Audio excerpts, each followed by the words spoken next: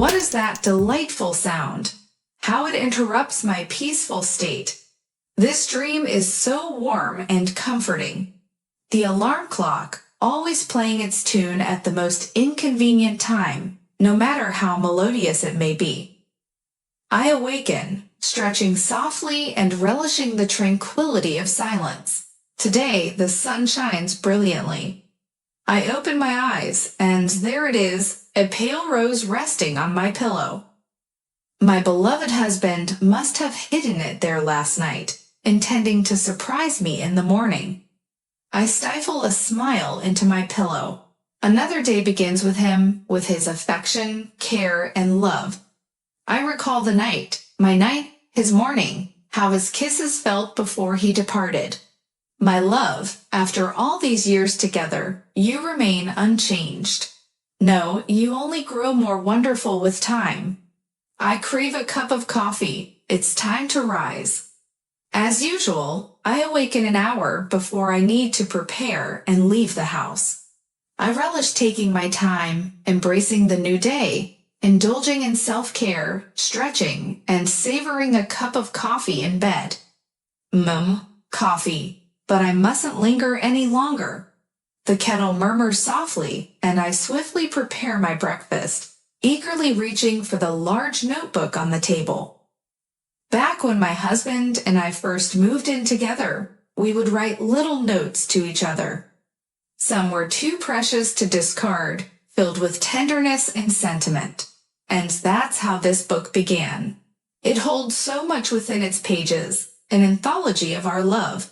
But it's not a figment of imagination, it's our real story. One entry was made a few hours ago. My dear, good morning. It's so difficult to leave your side. How wonderful day, my love. P.S. Please resist the temptation to flirt during today's client meeting.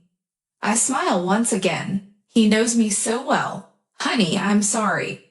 I don't think I'll have time to cook dinner tonight either. Can I be excused? I promised to prepare your favorite dishes this weekend. I might be late. Miss you. Who was that persistent Victor Sergeyevich calling you? I'm almost fuming. We'll discuss it tonight. I love you. My love, I slept through everything. I didn't hear your call. I'm sorry. I've endured it all. I'm off to buy groceries, candles, and a new Barry White CD. We're having a romantic dinner tonight, and you have no idea. You washed my favorite shirt with everything else, and it got stained. I'm beside myself, while you sleep peacefully like a little angel. What can't be forgiven by a beloved wife? See you tonight, honey. Have a good day. Sigh, you forgot your cell phone at home. Who's Nastya who called you? Who is she, anyway? And don't tell me to stay out of your phone again. You know it's almost a family tradition. I'm upset. I want to break your cup. All right, let's save it for tonight. Darling, when are you coming back? I can't find my place. The phone says you're unavailable. I can't think straight. Couldn't you have called to let me know? If you return safe and sound, you'll remember this night for a long time. So where are you? Honey, thank you for the tulips, my favorites. How beautiful. Where did you find them at this time of year? And guess what? I have a surprise. And it's in your preferred sizes. Shall we go shopping tomorrow? I just need to give the media a heads up. Beware, they say my wife is going shopping. Brace yourselves. I love you. By the way, you should have been home by now. No need to call again. Why aren't you wearing that sweater I got you? It looks so good on you. But okay, you're right. You'll save it for me to appreciate. I don't want other women admiring it. What can I make for you for dinner? What would you like to be treated with? I'm waiting, my love. I miss you so much. Please understand that not talking to me is futile. Any conflict can be resolved. I believe I have always listened to you and tried to understand you. Why are you behaving like a child? I'm speechless. And don't even think about spending the night at Lenka's. You'll wait for me. You've drained all my energy after our reconciliation, my love. How am I supposed to go to the gym now? The doorbell rings, and I am snapped back into the present. Good morning, honey. What are you up to? Are you putting on your eye makeup yet? I quickly rush to grab my mascara, ready to affirm the truth. Why do I get so lost in what was, forgetting about everything else? Somehow, thoughts of a child cross my mind, so that one day, these pages will be filled with the first scribbles for Mom and Dad. The next few hours pass swiftly. Makeup, hairstyle, a spritz of perfume. I gather my documents, descend the stairs, navigate through the bustling streets, exchange smiles with the traffic policeman at the intersection. First meeting, more smiles. Through the streets once again, a traffic jam, just to keep me from being late. Second clients, coffee, smiles. Then a question. You're always smiling, and you give off such a sense of happiness. Is it true? I can't help but continue beaming, and I realize they're starting to flirt with me. I wonder when was the last time someone made an exception. I'm just madly in love with my husband, and he loves me. That's the secret. Yeah, my marital bliss might not be making me happy, but I'll overcome it. That's enough for today's plans. I request one last cup of coffee, glance at my watch, and contemplate heading home. Where is the waiter? I look up to find him, and our eyes meet. My heart skips a beat. In an instant, I transform from a married woman to a young girl. Standing before me is a man, one of those individuals you can instantly recognize with confidence. I listen to the frantic thumping inside me and find myself unable to resist. He sits at my table without asking permission, still gazing at me, not smiling. But that look makes me want to curl up into a tiny ball to rest in his hands forever. We fall into silence and lock eyes. I want to know your name, and I want to tell him my whole life. Instead, I reply, I'm married. No reaction. I'm not interested in your husband. I'm interested in you. Why is my face burning? Why do I want to both hide my eyes and look at him endlessly? I don't know what to say. Maybe I should have uttered something like, I'm sorry, but I have to leave. But I can't. I will make you the happiest woman in the world. Every fiber of your being will be consumed by one feeling, love, for me. He shifts to you, which feels the most natural thing in the world. He orders dinner.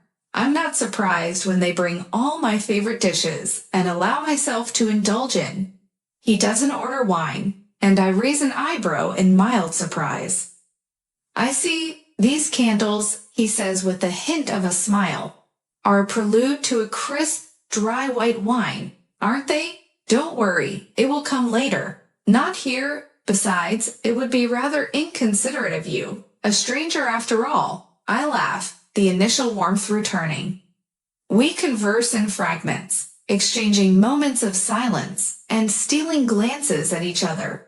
I yearn for his touch desperately. My phone rings, but I don't even consider answering it. We leave the restaurant, and he casually requests my car keys, taking the driver's seat himself.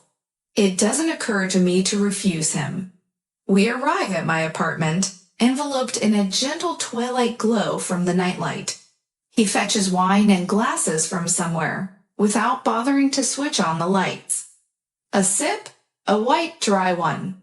I turn away and approach the window, gazing at the city's lights and the shadows they cast. Another sip, he steps closer, whispering softly in my ear. Shall we dance? But there's no music. His laughter is soft and low, sending delightful shivers down my spine. Then the sound of a saxophone fills the air. He holds me tightly, almost suffocatingly, as if we're bound together. It's not merely a dance. It's an excuse to explore each other's touch. Time stands still, and eternity exists in these fleeting moments. Eventually, he takes me in his arms and doesn't release me until morning. The whole world ceases to exist for me, and there's only him in every fiber of my being. The alarm clock interrupts our embrace once again. It's Saturday. I turn it off and bury myself in my pillow. I feel his hands and hear his familiar whisper. You cheated on your husband yesterday, you traitor. Now you'll have to pay for it. I laugh and playfully dodge his kisses. Simultaneously, I respond, Me? I didn't cheat. He pulls me closer, gazing into my eyes. What about the stranger from last night? Wasn't that cheating? The laughter subsides, and I meet his gaze with sincerity. Yes, my husband is a million different strangers and my closest confidant, all in one person. That's why I love you. We have a few more precious hours together, just the two of us, before the allure of coffee and our book beckons. Another entry awaits in its pages. Yes, my wife still needs her moments of intrigue. I am constantly reminded of that. Perhaps it's time to envision the scribbles of children on these pages, as mom and dad. And so, we savor those hours, relishing the intimacy before embracing the day. As we part ways, I feel a renewed sense of devotion and affection. The encounter with the stranger served as a reminder of the complexity of love and the beauty that can be found even within the confines of a committed relationship. I walk away carrying the memories and lessons of the extraordinary night, grateful for the love I share with my husband, and ready to face the world with a heart full of contentment and a smile that radiates genuine happiness. Thank you for watching. I hope it was interesting. See you in the next story. Goodbye.